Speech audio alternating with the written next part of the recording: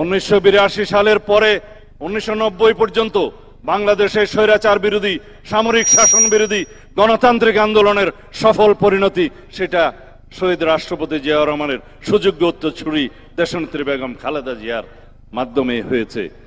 তারপরে যাত্রা শুরু 1996 সালে এদেশে আবার বহুদলীয় গণতন্ত্র এবং সংসদীয় গণতন্ত্রের চালু করা হলো দেশনেত্রী বেগম খালেদা জিয়ার হাত ধরে।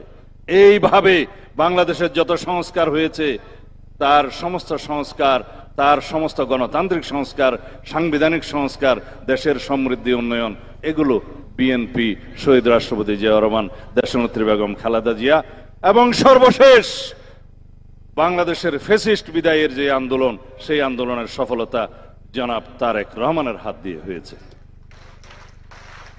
আর আওয়ামী লীগের ইতিহাস, 1973 সালের ভোট ডাকাতের ইতিহাস, 1974 সালের দুর্ভিক্ষের ইতিহাস, 1975 সালের বাকশাল সৃষ্টির ইতিহাস এবং সেইভাবে ইতিহাস সৃষ্টি করতে করতে 1981 সালে অনেকে দুষ্ট লোকেরা বলে সেই শহীদ জিয়াউর রহমান সাহেবের হত্যাকাণ্ডের সাথে আওয়ামী লীগ, শেখ হাসিনা জড়িত পরোক্ষভাবে। তারপরের ইতিহাস 1982 সালে হোসেন মোহাম্মদ এরশাদের সামরিক শাসনের সাথে আওয়ামী লীগের একটা যোগসূত্র ছিল। তারা বলেছিলেন কেউ কেউ তারা অখুশি হন নাই, উই আর নট আনহ্যাপি বলেছিল, সেটাই ইতিহাস। 1986 সালে এই হোসেন মোহাম্মদ এরশাদের সাথে নির্বাচনে গিয়ে আওয়ামী লীগ আরো একটি ইতিহাস সৃষ্টি করেছিলেন। এইভাবে তারা ইতিহাস সৃষ্টি করতে করতে 2007 সালে 111 মঈনুদ্দিন ফখরুদ্দিনের সাথে একই সাথে যোগ সাজসে বাংলাদেশের গণতন্ত্রের 12টা বাজিয়ে দিলেন। তারপরে ষড়যন্ত্রের শুরু, সেই ষড়যন্ত্র শেষ হতে 2024 পর্যন্ত আমাদের অপেক্ষা করতে হয়েছে।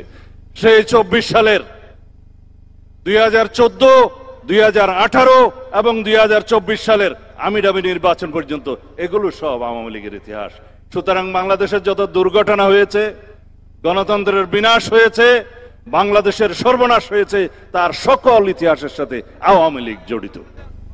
আর 2024 সালে বাংলাদেশের মানুষ, এদেশের ছাত্র জনতা এবং শহীদ রাষ্ট্রপতি জিয়াউর রহমানের সুযোগ্য উত্তরসূরি ফ্যাসিবাদ বিরোধী গণতান্ত্রিক আন্দোলনের সর্বোচ্চ নেতৃত্ব জনাব তারেক রহমানের নেতৃত্বের মধ্য দিয়ে বাংলাদেশ মুক্ত হয়েছে। এই হচ্ছে আমাদের ইতিহাস। আমি আর বেশি ইতিহাস বললাম না, মনে হয় আমার বক্তব্য দীর্ঘ হয়ে গেছে, আমাকে ক্ষমা করবেন। খোদা হাফেজ।